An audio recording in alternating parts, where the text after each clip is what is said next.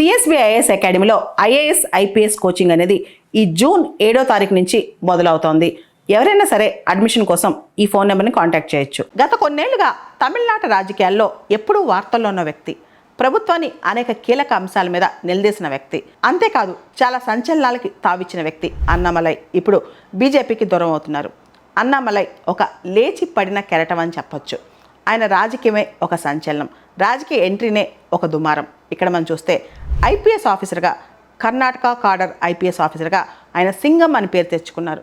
In fact coastal Karnataka, Udupi ప్రాంతంలో ఒక IPS ఆఫీసర్గా ఆయనకు చాలా పేరుందనమాట. సాధారణంగా ఐఏఎస్ ఐపీఎస్ ఆఫీసర్స్ అంటే బ్యూరోక్రాట్స్ పాలిటిక్స్లోకి వస్తే వాళ్ళు గెలవలేరు అని చెప్పి నానుడు ఉందన్నమాట. కానీ అన్నామలై గెలుస్తాడు, అన్నామలై గొప్పవాడు అవుతాడన్న ఆలోచన చాలా మందికి ఒక ఆశ రేగిందనమాట. కానీ ఇప్పుడు అన్నామలై బీజేపీ పార్టీకి రిజిగ్నేషన్ ఇచ్చారు. 2020లో ఆయన బీజేపీలో జాయిన్ అయ్యారు. అతి కొద్ది కాలంలోనే తమిళనాట బీజేపీలో వైస్ ప్రెసిడెంట్ స్థాయికి, ప్రెసిడెంట్ స్థాయికి ఎదిగారనమాట. తర్వాత తమిళనాడులో బీజేపీ ఫేస్ అయ్యారు. ఆల్మోస్ట్ గ్రాస్ రూట్ లెవెల్లోకి తమిళనాట ప్రతి గ్రామానికి ఆయన పేరు వెళ్ళిందనమాట. ఇన్ఫ్యాక్ట్ చెప్పాలంటే డిజిటల్ ప్రెజెన్స్ ఆయనది చాలా విపరీతంగా ఉంది. ఆయనకి నెటిజన్స్ చాలా మంది ఈ డిజిటల్ ప్రెజెన్స్ ద్వారా ఫ్యాన్స్ కూడా అయిపోయారనమాట. తమిళనాడులో 6 నెలల పాటు అన్నామలై పాదయాత్ర కూడా చేశారు. దాంతో ఆయన గ్రామ స్థాయి ప్రజలకి, అట్టడుగు స్థాయి ప్రజలకు కూడా చేరువయ్యారనమాట.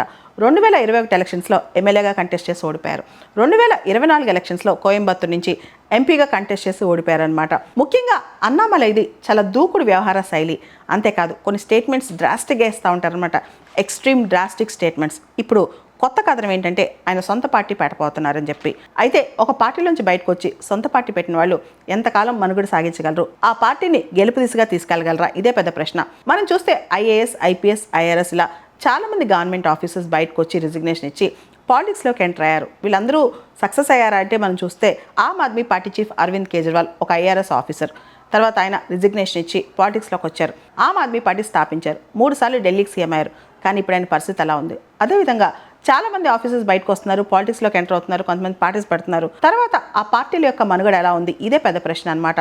మనం చూస్తే ఫిల్మ్ స్టార్స్ కావచ్చు, బ్యూరోక్రాట్స్ కావచ్చు, పెద్ద పెద్ద సెలబ్రిటీస్ కావచ్చు, బయటకు వస్తున్నారు, పాలిటిక్స్లో జాయిన్ అవుతున్నారు లేదా పార్టీలు పెడుతున్నారు. తర్వాత వాళ్ళ పరిస్థితి ఏంటనేదే మనం ఒకసారి ఆలోచించుకోవాలి. సిఎస్బిఐఎస్ అకాడమీలో ఐఏఎస్ ఐపీఎస్ కోచింగ్ అనేది ఈ జూన్ 7వ తారీఖు నుంచి మొదలవుతోంది. ఎవరైనా సరే అడ్మిషన్ కోసం ఈ ఫోన్ నెంబర్ని కాంటాక్ట్ చేయొచ్చు.